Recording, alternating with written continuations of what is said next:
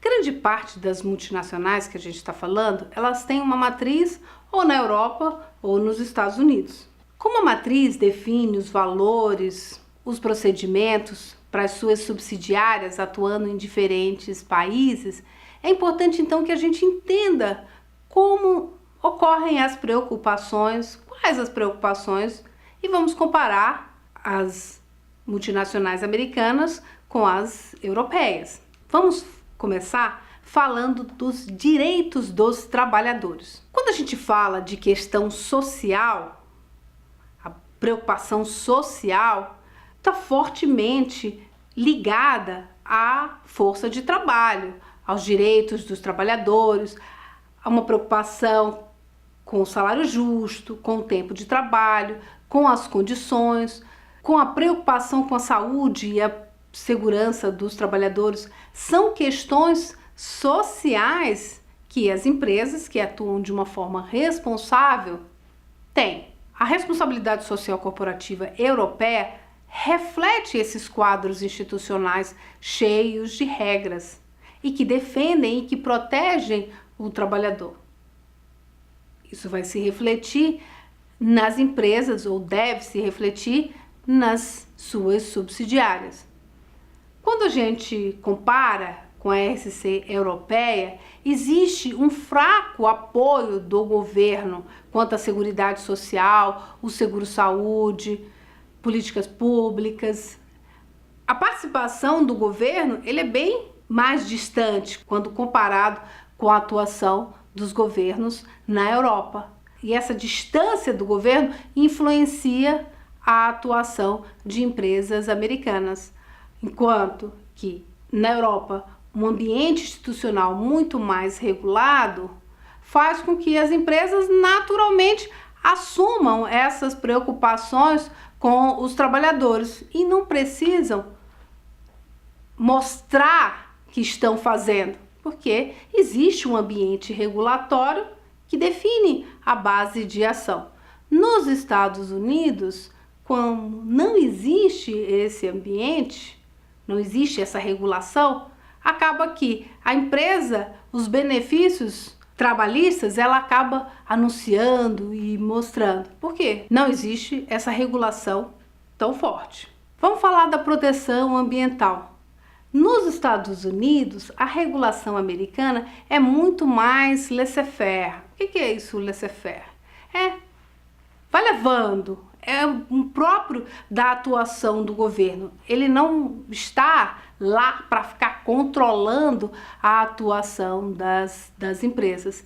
E isso acaba gerando uma necessidade de haver uma pressão social, ou seja, existe a necessidade de um ativismo do consumidor. As ONGs acabam ficando mais vigilantes nos Estados Unidos com um governo mais ausente, faz com que outros atores, como a mídia, as ONGs, os organismos internacionais, atuem tentando controlar melhor e proteger os recursos naturais. Na Europa, as responsabilidades são assumidas dentro de um ambiente regulatório. As empresas não precisam se preocupar, vamos fazer algo mais? Não, já está muito claramente definido dentro do ambiente institucional. Mas existe também uma sociedade vigilante, existe uma mídia vigilante, ele tem uma atuação básica definida pelo governo. Adicionalmente, instituições outras que exercem essa influência. A educação. O apoio às escolas primárias e secundárias nos Estados Unidos, e existe uma descentralização também na administração, é usado pelas empresas como um vínculo importante. Então, empresas americanas acabam assumindo uma postura influenciando a educação, ou seja, fomentando a educação, Porque você não tem um padrão, existe essa desvinculação da administração geral, né, da administração, então cada escola tem a sua própria abordagem. Comparando os Estados Unidos e a Europa, essa desigualdade social na educação que é vista nos Estados Unidos não se apresenta na Europa. Existe um ambiente mais igualitário em termos do modelo educacional. O que nos leva a essa diferença desse ambiente institucional?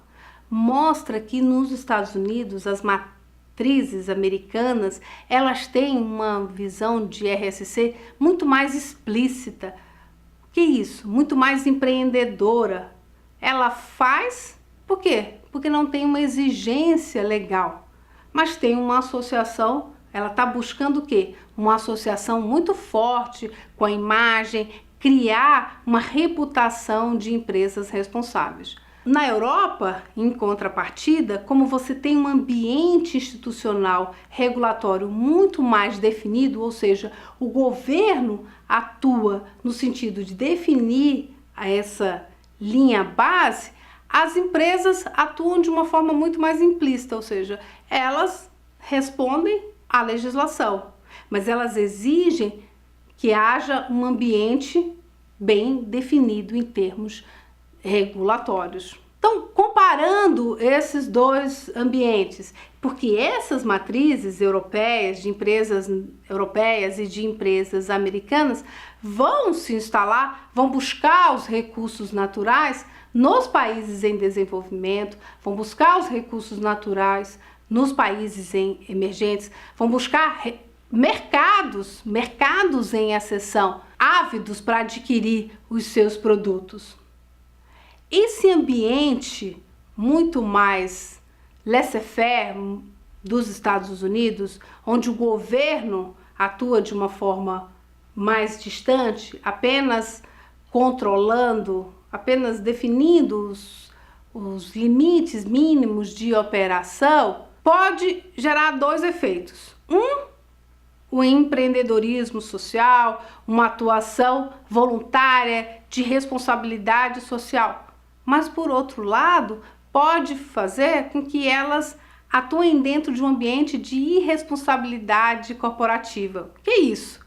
Elas vêm para gerar muito mais pobreza.